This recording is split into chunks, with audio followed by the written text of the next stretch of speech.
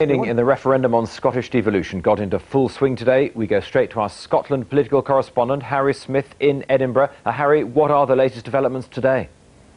Well, we haven't actually seen any signs yet of the campaign on the streets. It's worth pointing out that Scotland is in the middle of its holiday season at the moment.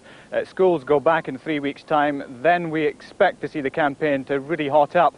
In the meantime, the politicians have been concentrating on us journalists. There was a big news conference here at the Scottish office today, during which Donald Dewar was asked about the danger of apathy among the voters.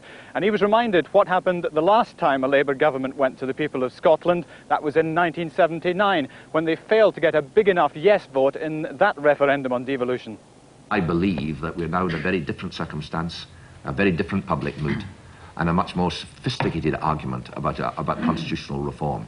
I'm very confident about the outcome and the result, but I have to take my chance with the ballot box and with the people of Scotland. And Harry, what are the other parties saying? Well, the Liberal Democrats, who are fully behind this campaign, they've also stressed the need for a big turnout on September the 11th. The Scottish National Party has still to decide its position, but it's likely that it will back the Yes campaign.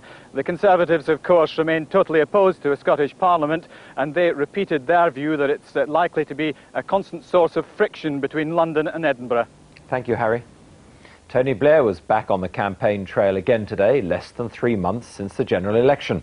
But as he drummed up support for Labour in the by-election at Uxbridge, he had an unlikely encounter, as John Draper reports.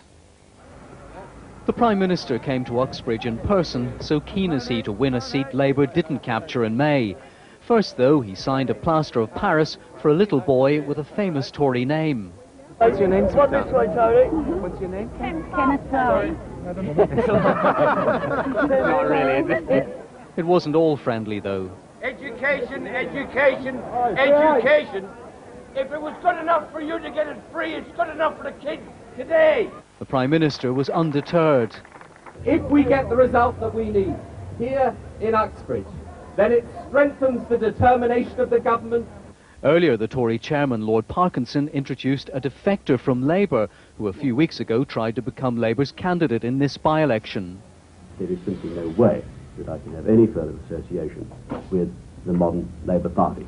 It has become what it never was. It's become a political machine. The Liberal Democrats rolled in with hopes of a famous victory. You remember that I myself won a by-election, and it's just the sort of situation where people are beginning to feel a little bit disillusioned. The Prime Minister's decision to come here to Uxbridge and canvass in person reflects his determination to take this by-election and win a seal of approval from a traditionally Tory area for the first 2 months of his government. John Draper, ITN, Uxbridge. 11 candidates are standing in the Uxbridge by-election. These are their names and parties. A reminder that polling takes place next Thursday.